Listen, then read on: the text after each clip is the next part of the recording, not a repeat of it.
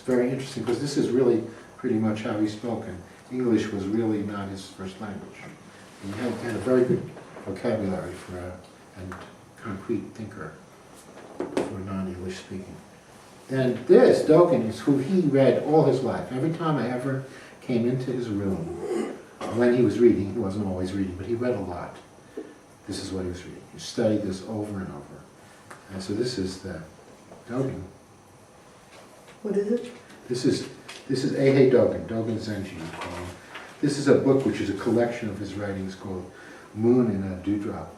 He did a master work called the Shobogenzo, which is volumes. Now this, for those of you, only a couple of you who've done, we're like a little further in the koans, is this going to make any sense to it all? So I would have you just take it in, like you would a song. You know, you don't have to, and see how it is.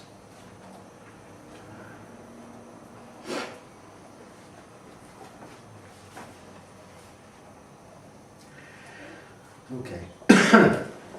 An ancient, I generally, he says Buddha, I tend to substitute the phrase realized one or awake one for it, because this was the 12th century.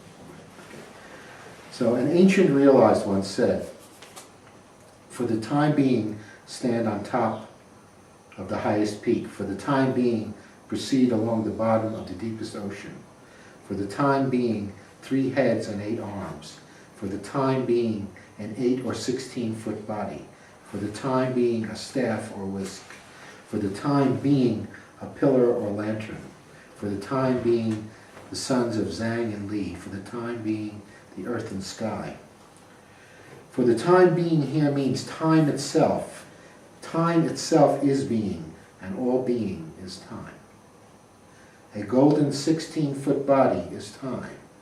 Because it is time, there is the radiant illumination of time. Study it as the 12 hours of the present. Even though you do not measure the hours of the day as long or short, far or near, you still call it 12 hours. Because the sign of time's coming and going are obvious, people do not doubt it. Although they do not doubt it, they do not understand it.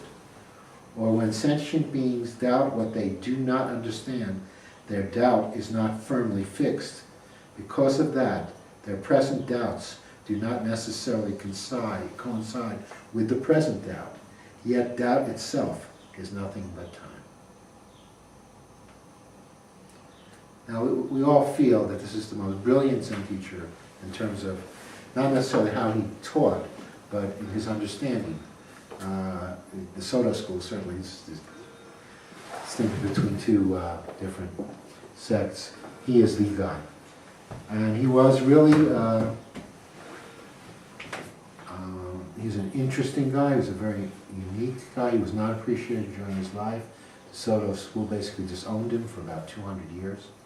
And then brought him up and made him a hero. It would not be unreasonable to say that in the Buddhist world of the Soto school, he is more important than the historical Buddha. If you read this stuff, as I think you get a sense, it's brilliant. And yet, it talks about something that's very tangible and very right in front of you. In fact, that's what makes it so hard to understand. That instead of being locked in thoughts and ideas and things like that, he is talking about direct experience in the most direct way that he can. In this thing, particular time, being time, he's saying that you cannot separate time from anything. Now, this is many years before Einstein. Before quantum physics. At a time when before that, nobody thought of space or time as the same thing, or energy. Dogen saw it with his own eyes, and he taught it. And it was just understanding the Zen of his period in a very unique way. Anyway, so I hope that you will read him a little bit and we can study him. if you notice, they're both speaking about the same thing. They're speaking about being. And let me just make the story, I do this every once in a while, very simple for you, although it will take your effort to see this for yourself and stuff like that. Your true I is not limited to your body. Your true I is your mind. And I mean, just to take it very concretely, I could prove that to you by cutting half your body off. If we cut your mind off, nothing.